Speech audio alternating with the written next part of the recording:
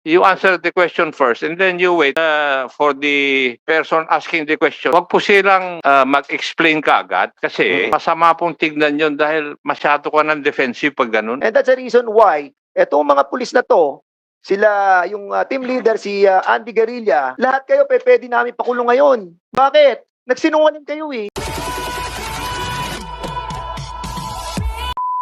Legend.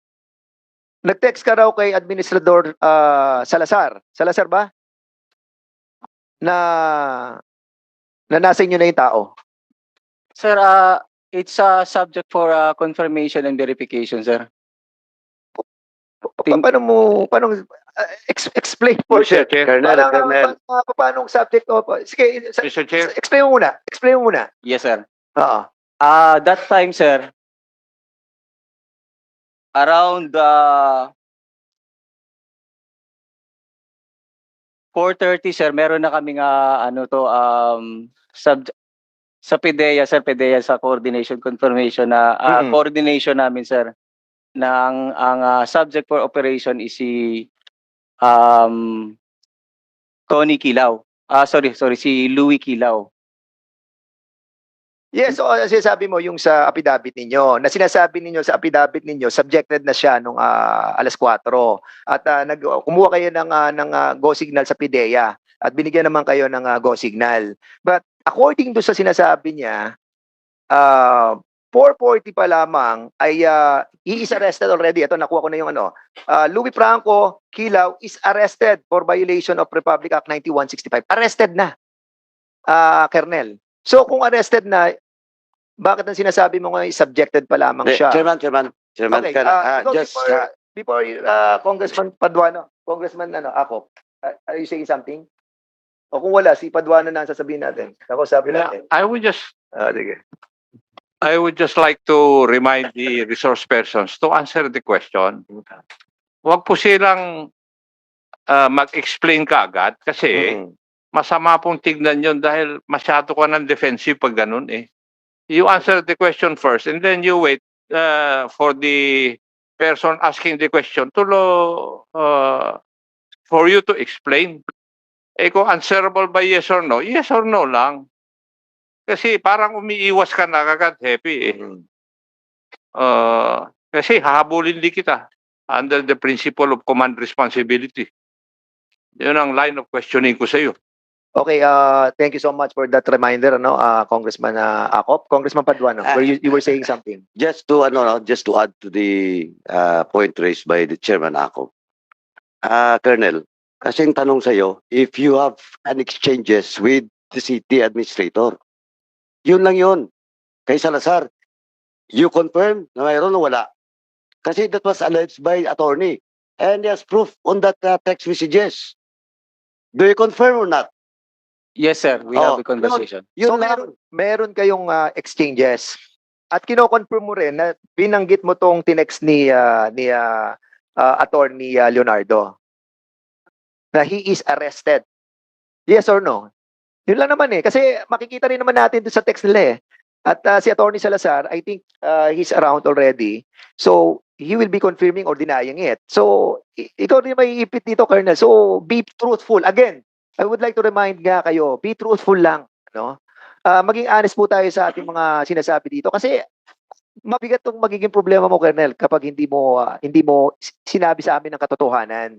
Sabihin mo na sa amin kung talagang binanggit mo yun, na he is arrested already. Yun lang naman, Colonel Legion. Sinext mo ba kay Attorney Salazar? Sir, ang ibig ko Yes po, or no lang, yes or no. may exchanges po kami ng text message, sir. At ito, sinabi mo to. Medyo may nagkamali po ako dyan, sir. Kasi dun sa Paano ka nagkamali? Ganito, Chairman, just to interject.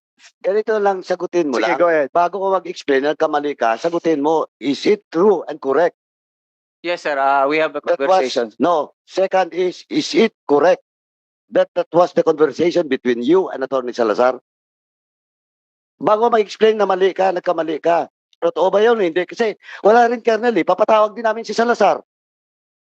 And I warn you, pag pinatawag namin si Salazar, kinonfirm na yun ang text messages nyo, and you're lying in this committee, I will cite you in contempt.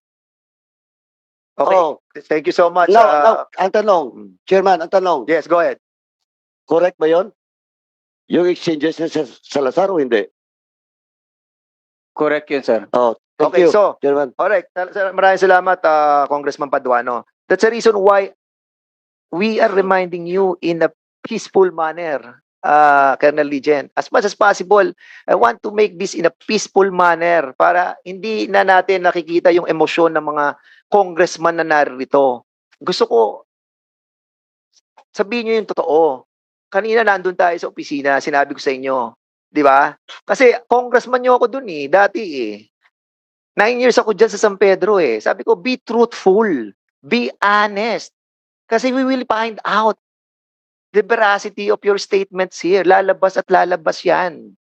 And I wanted it in a peaceful manner para hindi na nagre-react yung ating mga kasamang congressman. But now that you have confirmed that you have stated this true text sa iyong administrador at pinasa kay Attorney Leonardo. So, ang ibig sabihin, mali yung kinonduct nyong operation. Dahil nahuli nyo ng 1:36 PM pa lamang, pero according sa affidavit, 7:18 ay huli na sila. Ay 7:18 pa lamang sila nahuli. And that's the reason why etong mga pulis na to, sila yung team leader si Andy Guerrilla, lahat kayo pwede namin pakulong ngayon. Bakit? Nagsinungaling kayo Sinasabi ng hepe nyo, arrested na 4:00 pa lang ng hapon. Pero dito, sinasabi nyo sa affidavit ninyo, 7:18 nyo nahuli yung tao. And that's constitute a crime. Hindi lamang yun ang aabutin nyo dito. Merong allegation dito na nagnakaw kayo ng bicycle, nagnakaw kayo ng motor. Is this true? Andy Guerrilla, head ka ng team. Is this true na kinuha nyo yung bike? Yes or no? No, sir. Hindi nyo kinuha yung bike? Yes, sir. Yes, Your Honor. Paninindigan nyo pa rin yung sinasabi nyo sa affidavit nyo? Yes, Your Honor. Oh my goodness. Sige, pakita yung bike. Sino may-ari? Si Ken? Meron ka bang Yes, Your Honor. ebidensya? Meron po kaming picture. Nasaan?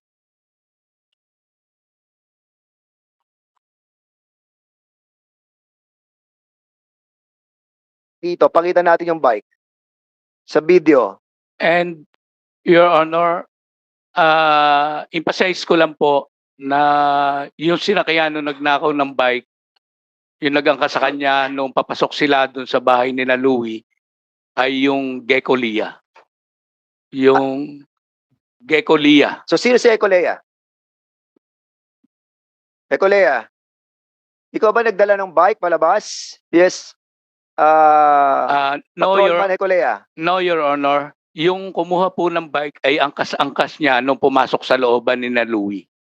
Sige, pakita natin. So, he can easily identify kung sino yung taong inangkas niya.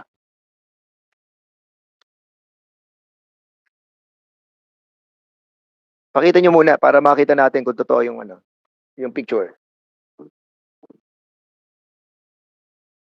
Ito, Andy Guerrilla, head ng team. Your Honor, mismo si Ken po yan. Si Kento. Ito yung bata, may-ari ng bike. O, sige, asan yung kanina sa video na nakita natin lumalabas sa may dalang bike? Pakita natin yung yung video.